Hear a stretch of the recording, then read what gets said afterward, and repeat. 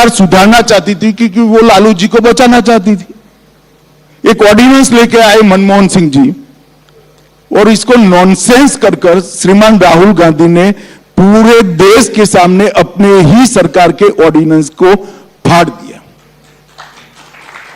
अब उनके फाड़ने के बाद किसकी मजाल थी कांग्रेस में कि इस ऑर्डिनेंस को कानून में बदले, विड्रॉ कर लिया गया जी।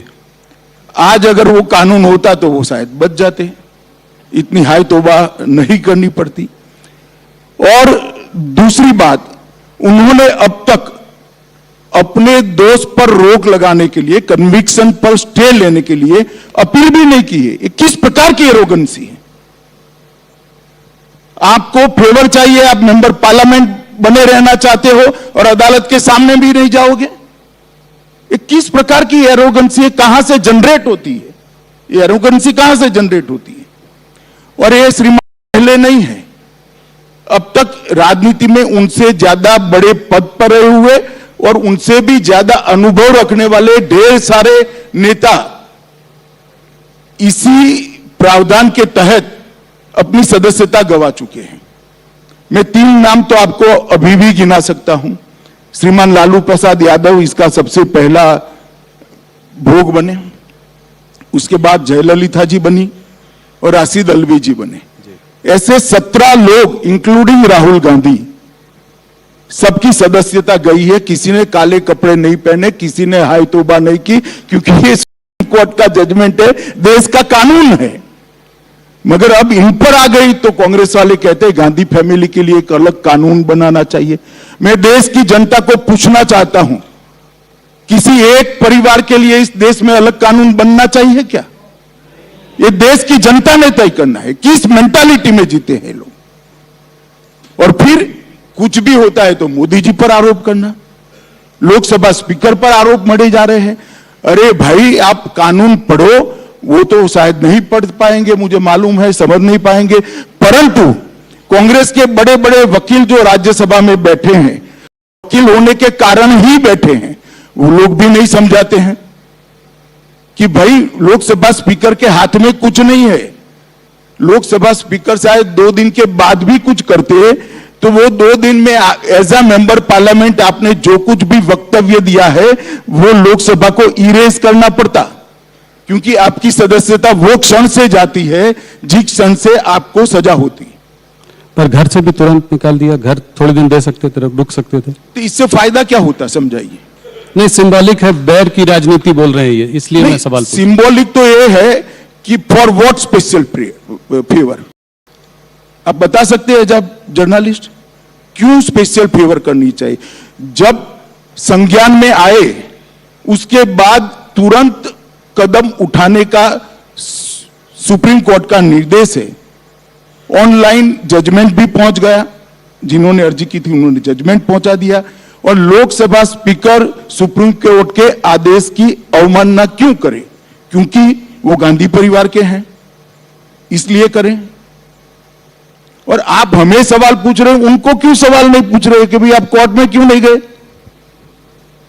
बताइए, आपको पूछना चाहिए या नहीं पूछना चाहिए? जी, मुझे लगता है कि वो इस बात को और आगे ले जाना चाहते हैं, वापस जहां पे उन्होंने मोदी, वो जहां ले जाना चाहते हैं, मगर ये कानून की स्थिति है, इसमें कोई वेंडेटा का पॉलिटिक्स है नहीं, बदले की राजनीति इसलिए नहीं है क्योंकि सुप्रीम कोर्ट ऑफ इंडिया का जजमेंट है और जब आपकी सरकार थी तब आया है। जी, अब राहुल गांधी ये कह रहे हैं कि कर्नाटका में भी जो पहली रैली वो करेंगे वो कोलार में करेंगे, जहां उन्होंने ये अपशब्द मोदी जी के लिए किए थे, तो इस बात को आगे बढ़ाना चाह रहे हैं। क्या ये चाहते हैं कि उनको इससे कोई सहानुभूति मिलेगी? क्या इसको ये मोदी बनाम राहुल का इलेक्शन बनाना चाह रहे हैं कर्नाटका में? देखिए, अगर वो वही जगह से भाषण करना चाहते हैं तो हम कैसे रोक सकते हैं? डेमोक्रेसी में हर कोई व्यक्ति, लोकतंत्र में जहां से कुछ भी बोलना चाहे बोल ही सकता है, इसमें मुझे कोई आपत्ति है। और मोदी बनाम राहुल करना चाहते हैं तो भी मुझे आपत्ति नहीं है। भाजपा के लिए जीतने की इससे बड़ी कोई फॉर्मूला ही नहीं हो सकती।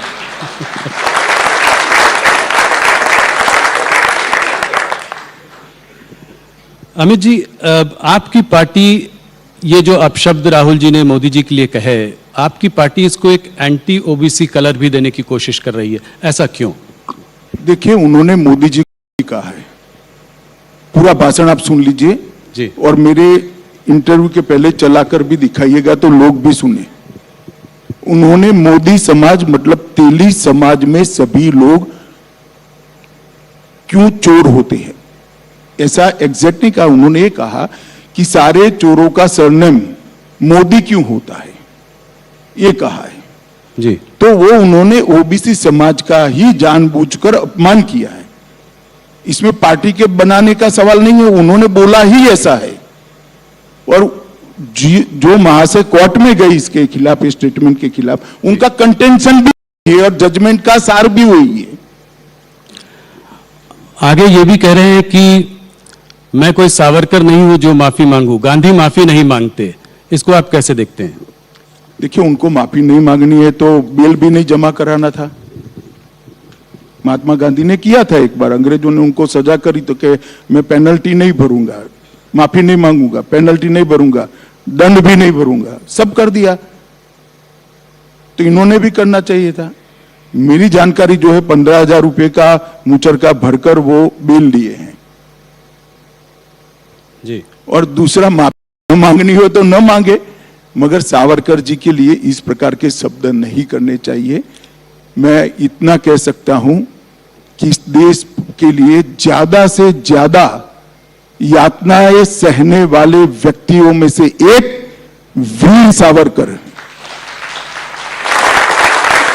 पूरे आजादी के संग्राम के अंदर एक ही व्यक्ति ऐसी है जिसको एक साथ 2 जन्म टिप की सजाएं हुई हैं जी। ऐसे वीर हुतात्मा के लिए आज इस प्रकार के शब्द प्रयोग करना, और शायद हम पर उनको भरोसा ना हो, वो अपनी दादी के सावरकर जी के लिए पढ़ ले कि इंदिरा जी क्या कहती थी। वो पढ़ लेंगे तो उनको मालूम पड़ेगा। उनके साथी भी उनको कह रहे हैं, शिवसेना शरद पवार सब एडवाइस कर रहे हैं जी। अभी जी, अभी तक ममता बनर्जी और केजरीवाल जो है कांग्रेस के साथ नहीं थे।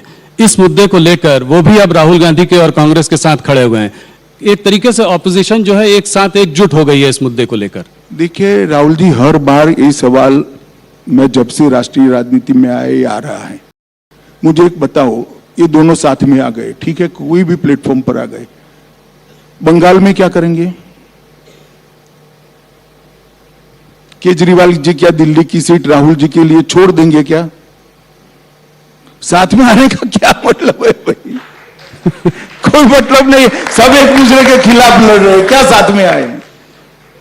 एक बात है कि मोदी का विरोध करने के लिए सब साथ में दिखाई पड़ते हैं।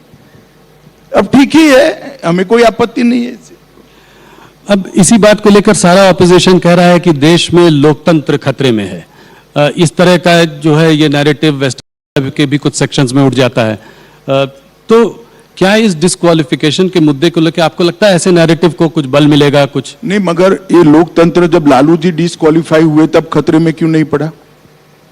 अभी एनसीपी के एक सांसद डिस्क्वालीफाई हुए थे, मोहम्मद फैजल जी, तब क्यों खतरे में नहीं पड़ा? श्रीमती कुमारी जयललिता जब डिस्क्वालीफाई हो गई थी तब खतरे में क्यों नहीं पड़ा? सिर्फ गांधी परिवार से ही खतरा खड़ा होता है क्या?